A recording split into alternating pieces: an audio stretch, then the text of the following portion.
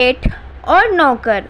उस सेठ के घर कोई भी नौकर ज़्यादा दिन के लिए नहीं टिक पाता था। उसकी एक बड़ी वजह ये थी कि सेठ काम देने से पहले अपनी 3 शर्तें रख देता था। उन शर्तों पर कोई भी नौकर नहीं टिक पाता था और कुछ दिनों बाद खुद ही काम छोड़कर चला जाता था। ऐसे ही एक बार मदन नाम का एक व्यक्ति उस सेठ के वहाँ काम के लिए आता है। सेठ जी, बड़ी दूर से आया हूँ आपके पास, कोई काम मिलेगा? क्या काम कर सकते हो? देख लो, घर का काम, दुकान का काम, बाहर से सामान लाना ले जाना। हाँ सेठ जी, मैं बिल्कुल कर सकता हूँ, बस आप मुझे नौकरी पर रख लो। नौकरी पर तो मैं तुम्हें रख लूँगा, पर उससे पहले तुम्हें मेरी 3 शर्तें माननी होगी। कौन सी 3 शर्तें सेठ जी? मेरी पहली शर्त, मैं तुम्हें कभी भी किसी भी वक्त, चाहे दिन हो या रात, काम के लिए बुला सकता हूँ। और मेरी दूसरी शर्त, तुम्हें दिन भर में बस एक ही बार भोजन मिले। और तीसरी, यदि तुम खुद काम छोड़कर जाते हो तो तुम्हें पूरे 1 वर्ष की पगार मुझे देनी होगी। बेचारा मदन बिना कुछ सोचे समझे काम के लिए हाँ कह देता है। सेठ मदन से बहुत काम कराने लगा, बदले में सिर्फ 1 वक्त का भोजन। दिन प्रतिदिन कमजोर और हताश रहने लगा। यदि वह खुद नौकरी छोड़ने के लिए कहता तो उसे सेठ की शर्तें माननी पड़ती। ये ले मदन, अपना भोजन। मालकिन, इतना काम करवाने के बाद इन सूखी फूकी रोटी से मेरा पेट नहीं भरता। तभी सेठ गुस्से में कहता है, क्यों रे मदन, इतना तो तू काम भी नहीं करता जो तुझे फालतू की रोटियां तोड़नी है। सेठ मदन को धक्का देते हुए, अगर यहाँ काम करना है तो ऐसा ही खाना मिलेगा तुझे। कुछ दिनों तक मदन बिना कुछ कहे काम करता है, पर अब वह हार चुका था। आखिर एक दिन वह बोला, सेठ जी, अब मैं काम नहीं कर सकता। तो ठीक है, मेरी 3 शर्तें याद है ना, उन्हें पूरी कर और जा। हार कर मदन अपनी माँ के कंगन बेचकर पगार सेठ को दे देता। अपने गांव पहुंचकर एक बार वह नदी किनारे बैठ, तभी उसका एक मित्र रमेश, जो बचपन से उसे जानता था, उसके पास आया और कहा, अरे मदन, तू शहर से कब आया और मिला भी नहीं? रमेश के बार बार पूछने पर मदन अपने साथ हुई एक एक बात विस्तार में बताता है। सारी घटना रमेश को बता दी। रमेश सब कुछ चुपचाप सुन रहा था। उसे सेठ की करतूतों पर बहुत गुस्सा आ रहा था। रमेश, मेरे दोस्त, मेरे भाई, तुम मुझे उस सेठ का पता दे और कुछ दिनों बाद मुझसे यही मिलना। मदन रमेश से पूछता है, मित्र, ऐसा तुम क्या करने वाले हो? बस तुम देखते जाओ मदन। रमेश मदन से पता लेकर सेठ से मिलने के लिए चला जाता है।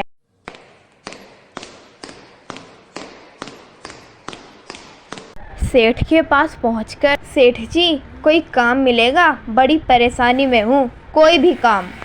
ये बात सुनकर सेठ ने वही 3 शर्तें रमेश के सामने रख दी। मानोगे तीनों शर्तें? आपकी 3 शर्तें मानने के लिए आपको भी मेरी एक शर्त माननी होगी।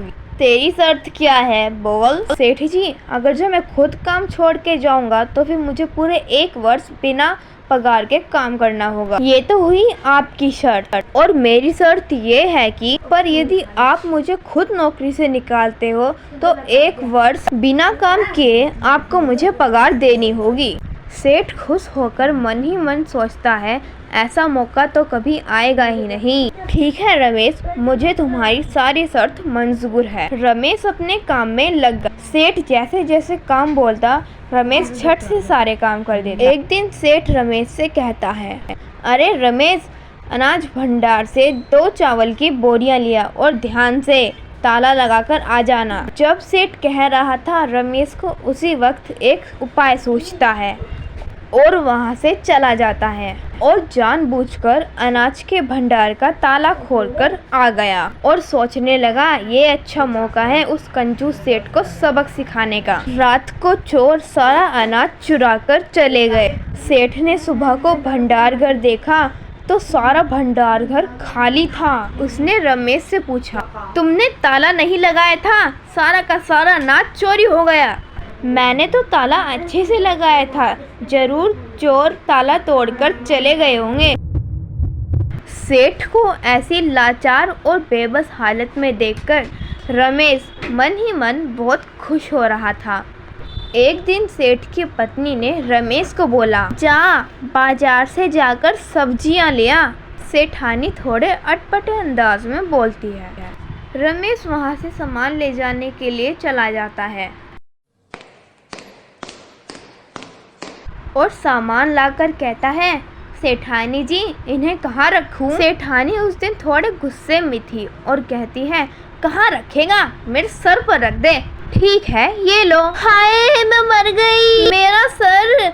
हाय कैसा नौकर है तू, कैसा नौकर है, मेरा सर फाड़ दिया। हाय।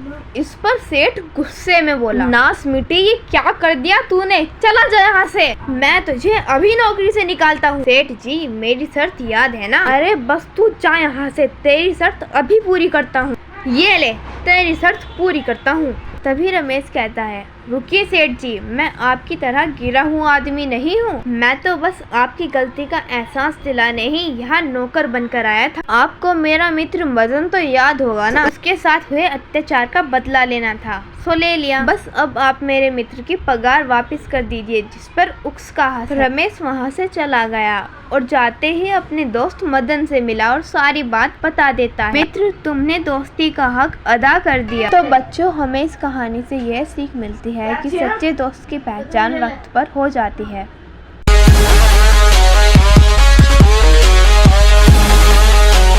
मेहनत का राजपुर नाम के गांव में एक किसान रहता था। उसके 4 बेटे थे।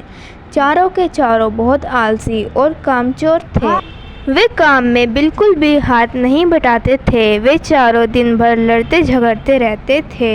यह सब देखकर उनके पिता बीमार रहने लगे। वे वैद्य जी को बुलाकर लाते हैं। वैद्य जी कहते हैं कि अब इनका अंतिम समय निकट है। तब उसका बेटा बोलता है, अब हम क्या करेंगे, हमारे ऊपर इतना सारा कर्ज है। तब उनका पिता उठकर कहता है, बेटा मैंने इस समय के लिए खेत में खजाना छुपा रखा है। चारों खेत में खजाना ढूंढने के लिए चले जाते हैं। पूरा खेत खोद डालते हैं परंतु उन्हें वहाँ कुछ नहीं मिलता। तब उनमें से एक बेटा बोलता है, जब हमने खेत खोद ही डाला है, इसके बीज भी बो देते हैं। वे बीज लेने के लिए चले जाते हैं। वह सेठ जी से बीज खरीद कर ले आता है। वे बीज खरीदकर अपने खेत में बोने के लिए चले जाते हैं। कैसे बीज बो देते हैं।